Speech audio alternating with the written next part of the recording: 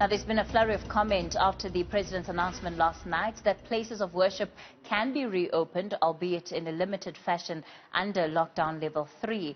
The National Command Council says that all along it's followed scientific guidelines in its decision-making. Should faith-based elements of society supersede public health concerns in a pandemic? That's one of the questions that we'll have to grapple with. Angelo Fick is a Director of Research at the Auwal Socio-Economic Research Institute, and he joins me now. Angelo, good evening. It's a pleasure to have you on. It's interesting because how you're positing the period that we're in really comes down to questions of constitutionality and what interests supersede other interests, and what is the measure that's being used to get to those decisions?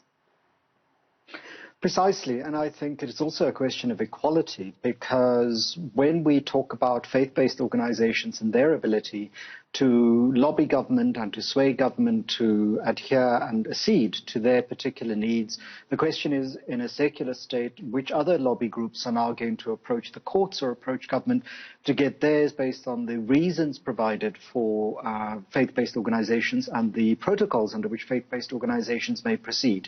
And that, I think, is a crucial question that government would have to consider, because the rationality of their regulations have been questioned throughout. They continue to insist that they rely on scientific advice. In addition to the science advice, they must have public administration fairness and public administration equality in mind when it comes to treating all 58 million people of South Africa. Unfortunately, because it's not the first incident that has caused or led to even great questions, of course, for the government going forward now, it looks like they're slowly chipping away at the legitimacy and credibility of this lockdown period. So the legitimacy of the public health protocols that have been put in place, we dare not undermine them, because we've seen in societies elsewhere in the world what happens when that begins to affect people's behavior. You see large-scale ignoring of the regulations and then a spike in the infections.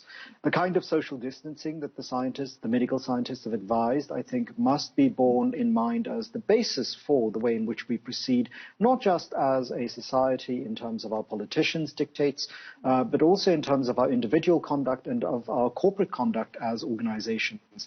And here I think it is important to be consistent in our critique, that if we're going to suggest that the economy should be open for reasons of social survival by certain sectors, it is inevitable that you're going to have faith-based organizations and in their wake other organizations arguing that if you can have a mine open, it is not clear that the economic imperatives for mining to be open supersede, as people argued in the case in the High Court a month ago, the kinds of needs of individuals who are deeply religious and have faith-based beliefs.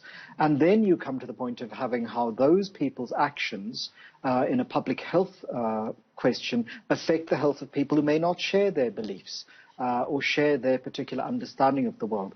And I think there's also large-scale misunderstanding and misapprehension of this disease, because however we may live in a society where we've had 100 years of the germ theory of disease, many people's beliefs, many people's behaviors do not demonstrate that they fully grasp what that means and how public health is a collective concern, not a matter of individual choice.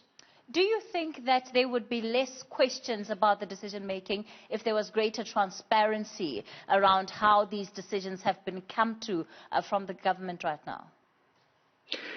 There would probably be a greater sense of certainty and security among ordinary people if they could follow government's processes of decision-making and the rationalizations that various departments hold as the basis for their regulations.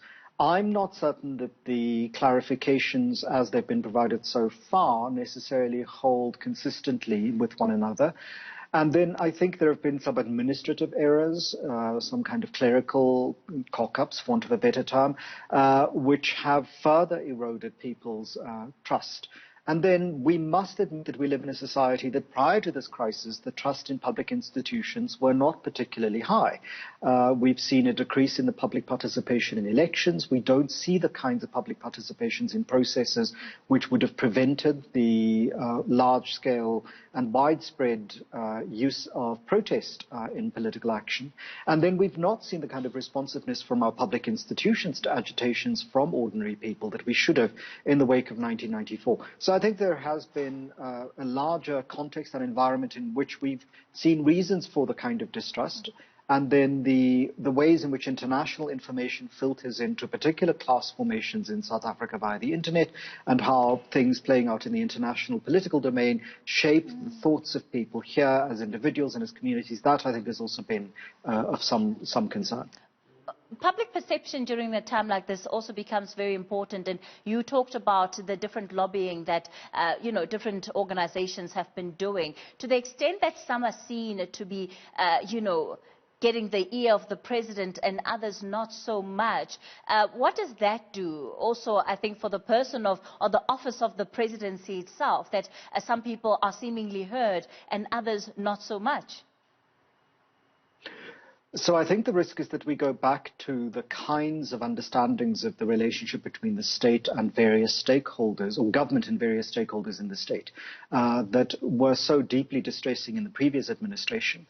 Now, I've said before that state capture was not a new thing under the Zuma administration, that there have been odd relations between various components of the society and the governors of the society going back into the 19th century.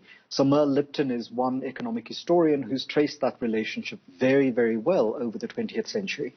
The fact that the tobacco lobby is up in arms in the way that it is, the fact that alcohol is now going to be allowed, the fact that all sorts of other industries have the ability to sway government positions in their interests and the interests of their shareholders, will speak volumes for historians in the future looking back at our society, and for us in the moment.